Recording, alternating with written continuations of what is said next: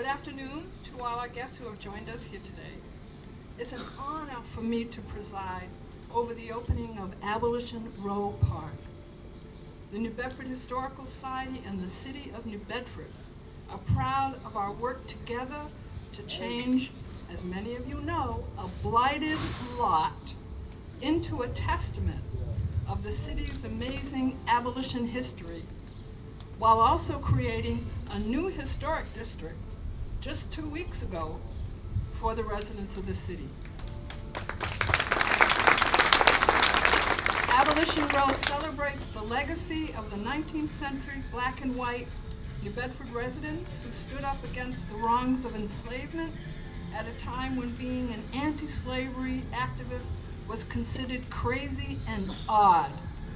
The Underground Railroad was perhaps the most dramatic protest against enslavement in U.S. history, and was truly the first integrated human rights movement in the country. It is a story of individual and group sacrifice that can be told through the lives of many of the abolitionists that live right here. Their support and that of so many others over the years has led us to this moment in our new park.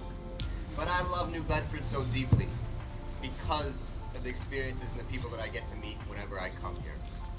Frederick Douglass came here in 1838 to find freedom. He and his wife went into that house and they changed the history of this world. And people come here today to find freedom. And they come to Massachusetts because of Frederick Douglass, but also because of a community like this who has embraced these opportunities. I'm proud to say that this year we have dramatically increased the number of events that are happening in Massachusetts to read and talk about and learn from that speech. In 2019 we funded 15 events. This year 41 communities are taking the opportunity to read out loud together the words of Frederick Douglass, to stand shoulder to shoulder like you all are today.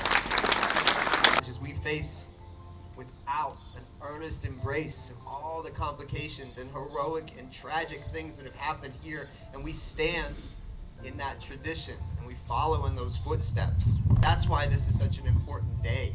It's a commitment to the past, but it's also to do as Douglass instructed us to do, make it useful for the present and the future. It has been an honor to know Lee Blake. She has held the bar for all of us and set the example for all of us for what it means to really do the work, to have a dream, to make it manifest, to honor that history, to bring all of us together in that work. I believe the challenge is for all of us to stay together in that work as we leave here today. That is to honor Lee Blake, and that is to honor Frederick Douglass. Thank you for having me and doing this work. I'd like to take something out of what Lee said and the gentleman from the Endowment for the Humanities said and elaborate a bit. And that is that it is wonderful that people know Douglass's speech about power does not concede without a demand. It's wonderful that they know his 4th of July speech. But just as the statue is an exquisite depiction of Douglass as he was when he came here at the age of 20, not as a white-maned old man. I wish I had that mane. Several years later in Lynn, Massachusetts, after several years in New Bedford, he wrote one of the greatest works in American literature. And that is the narrative of Frederick Douglass, an American slave, and it ends triumphantly and joyfully with his freedom in New Bedford, having escaped from slavery in Maryland. It should be required reading for every public high school student in this city. But I do want to stand here before you and just share my enthusiasm. My take on it will be a decidedly city-based, from a city-based perspective. There's a lot really to love about the place and what it means and where it is. And I just want to start by saying, first off, Lee Blake the New Bedford Historical Society, everybody associated with it, thank you for your leadership on this one. If we are to celebrate those big things, there has to be a design of a public space that celebrates them, that is of high quality, high caliber, a really high standard. And we've strived as a city to do that over the last decade. And you've seen what we've done in the built environment. This is really, to my mind, a continuation of those efforts. The park designers, Heather Highmark and Barbara Connolly, where are they?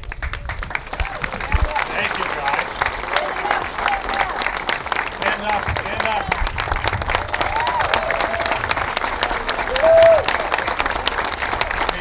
We're a city that celebrates great design. You guys did something fabulous here and lasting.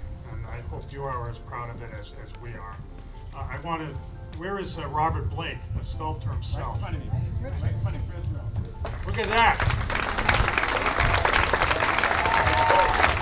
Thank you. And great things like this happen because some folks have a great idea and they drive it and they drive it and they drive it. They're committed to it. They bring people in and they make it happen.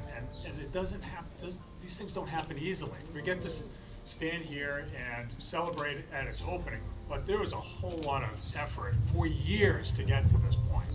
And again, this isn't initiated out of City Hall. It isn't initiated from elected officials.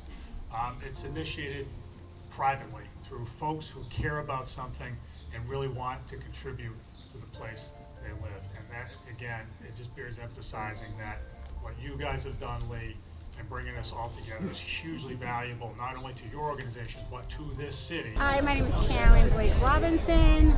I am a descendant, as you can see, of Amelia and William Piper, great-great-grandparents. I am a cousin of Lee Blake. I represent a lot of Blake family who are actually here, and Piper family descendants. So this is an amazing accomplishment. I'm so grateful for Lee and the New Bedford Historical Society for helping to make this come to fruition, and the City of New Bedford for helping to make it happen. And I just really hope that everybody will come here and see this park, enjoy this park, relish the abolition history here in New Bedford, and recognize that this is one of the first places that Frederick Douglass ever lived, and we're very proud of that history. Hi, I'm Valerie. I'm Sandra Payne Turner, Yep. And I'm the daughter of Sandra Payne Turner. We're part of the Piper family. Lovely day here today. I thought it was very good, very interesting, and we actually learned a little bit of history. That's right. And the unveiling was wonderful.